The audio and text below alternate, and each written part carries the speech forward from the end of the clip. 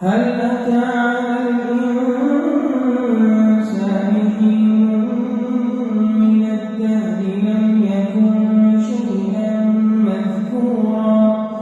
إنا خلقنا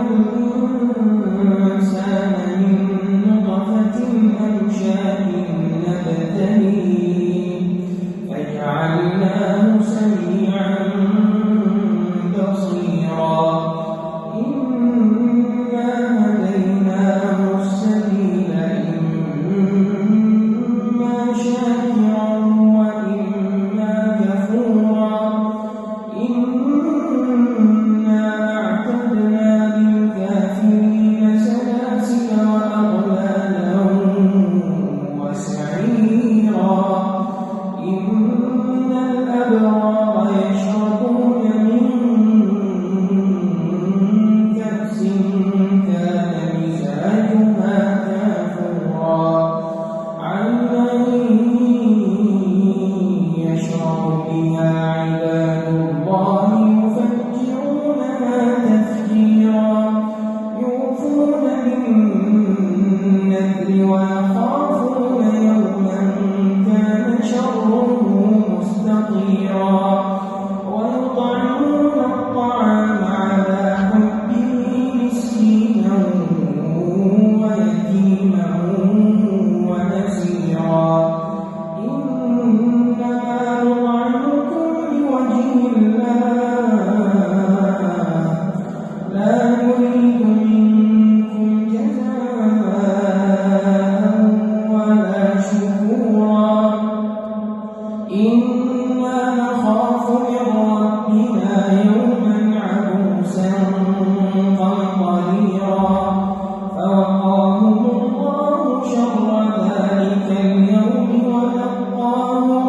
ولقاهم نضرة وسرورا وجزاهم بما صبروا جنة وحريرا متكئين فيها على الأرائك لا يرون فيها شمسا ولا زمهريرا ودانية عليهم ظلالها وذللت قطوفها تذليلا ويطاف عليهم بآنية من فضة وأكواب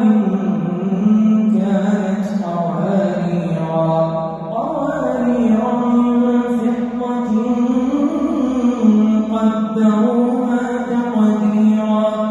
ويسقون فيها كأسا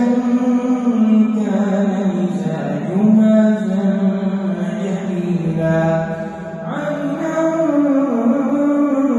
فيها تسمى سلسبيلا ويطوف عليهم ولدان مخلدون إذا رأيتهم حسبتهم لؤلؤا منثورا وإذا رأيت ثم رأيت نعيما وملكا كبيرا عاليهم ثياب سندس خضر واستبرق وحلوا أساور من فضة وسقاهم ربهم شرابا طهورا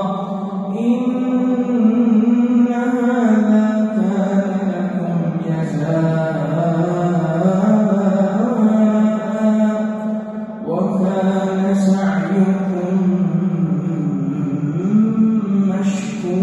مشكورا إنا نحن نزلنا عليك القرآن تنزيلا فاصبر لحكم ربك ولا تطع منهم آثما أو كفورا واذكر اسم ربك بكرة وأصيلا واذكر اسم ربك بكرة وأصيلا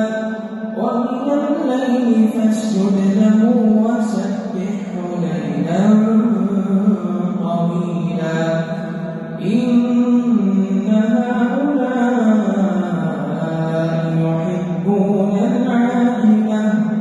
ويذرون وراءهم يوما ثقيلا نحن خلقناهم وشددنا أسرهم وإذا شئنا بدلنا أمثالهم تبديلا إن هذه تذكرة فمن شاء اتخذ إلى ربه سبيلا وما تشاءون إلا أن يشاء الله إن الله كان عليما حكيما يدخل من يشاء في رحمته والظالمين